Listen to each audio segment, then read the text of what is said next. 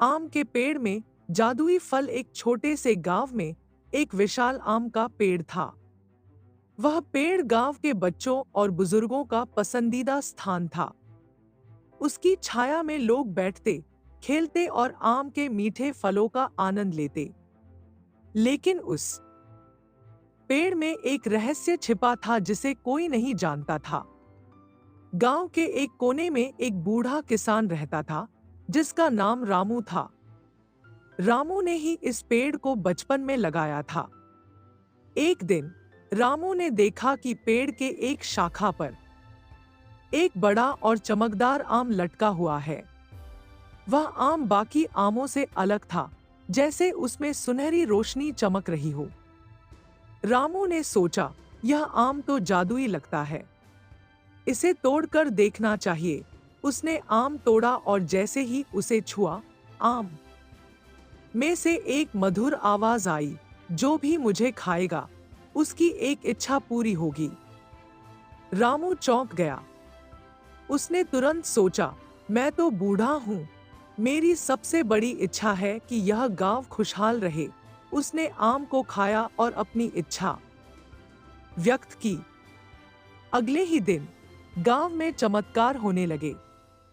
सभी के खेतों में फसल लहलहाने लगी, सूखे कुएं पानी से भर गए और गांव के लोग खुशहाल हो गए। किसी को भी भूख और गरीबी का सामना नहीं करना पड़ा। धीरे धीरे जादुई आम का यह किस्सा पूरे गांव में फैल गया।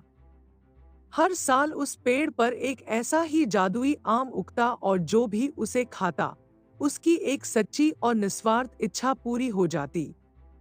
इस तरह आम का वह जादुई पेड़ गांव की समृद्धि का प्रतीक बन गया। गांव वाले उसकी देखभाल पूरी श्रद्धा और प्रेम से करते और यह सीखते कि निस्वार्थ इच्छाएं ही असली जादू होती हैं। जैसे जैसे समय बीतता गया, गांव के लोग आम के जादुई पेड़ को और भी ज्यादा आदर और प्रेम से संभालने लगे।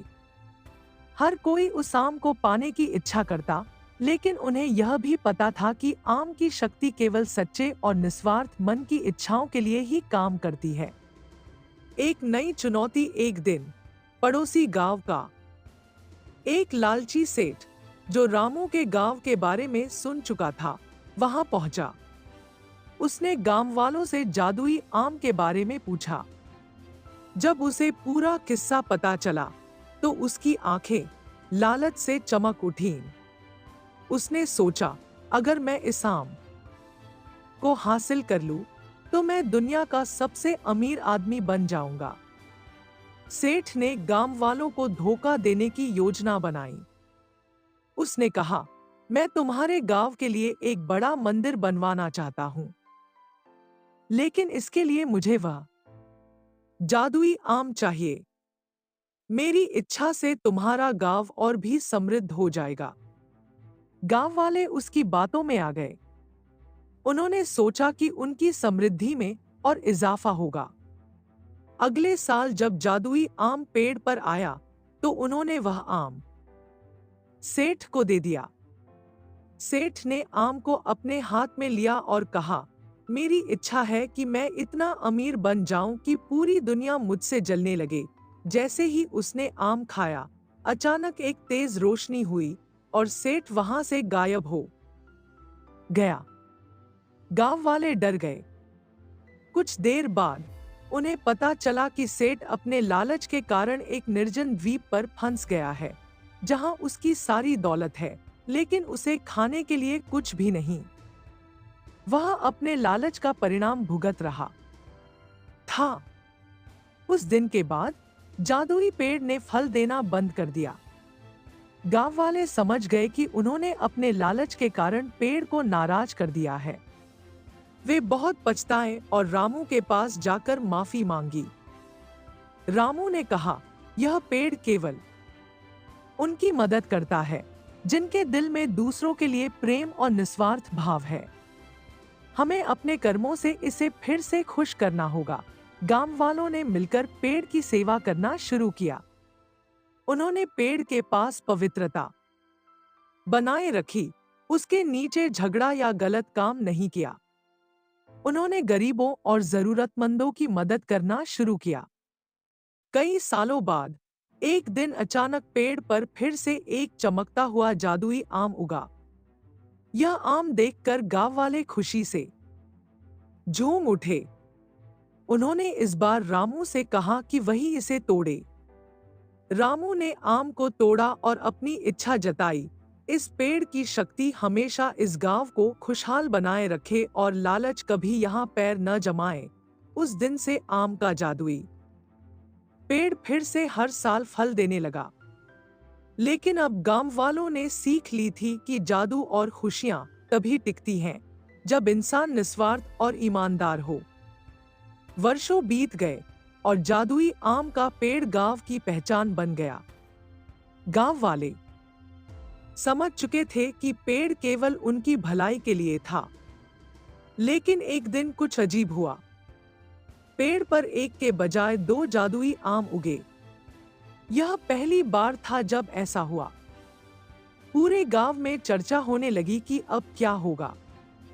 गांव वाले रामू के पास पहुंचे और पूछा, अब इन दो आमों का क्या करें? रामू ने कहा, यह तो प्रकृति का वरदान है, लेकिन हमें सोच समझकर इन्हें उपयोग करना होगा।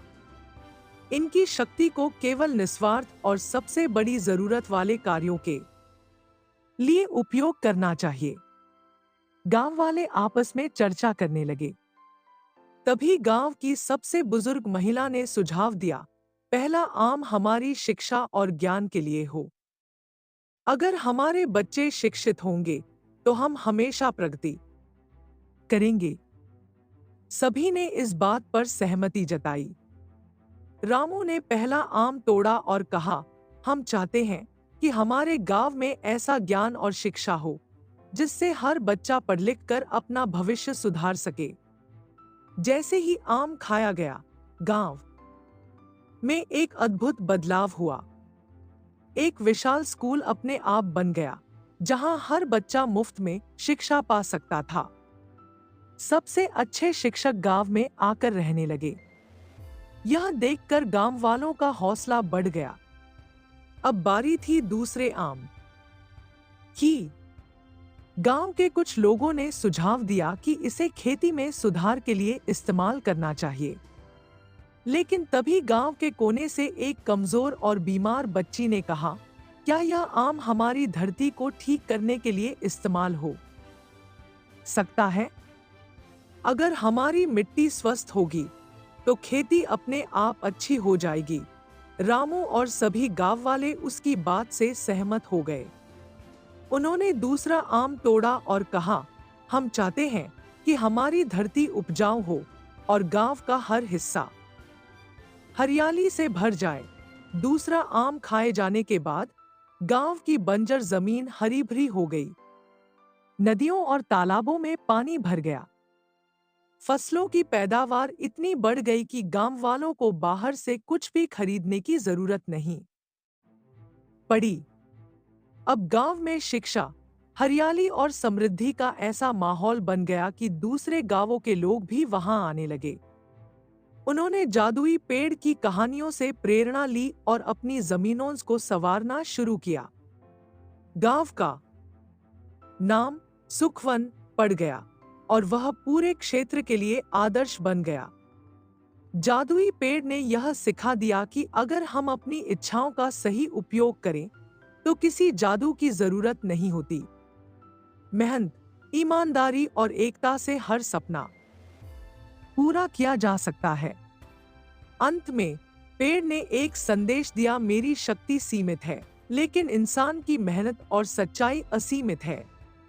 इसे अपनाओ और दुनिया को बेहतर बनाओ। कहानी से सीख, सही दिशा में मेहनत और निस्वार्थता ही सबसे बड़ा जादू है। सच्चे मन से की गई निस्वार्थ प्रार्थना न केवल खुद के लिए बल्कि दूसरों के लिए भी खुशियां लाती है। लालच हमेशा विनाश लाता है और सच्चाई और निस्वार्थता ही सच्चा सुख देती है।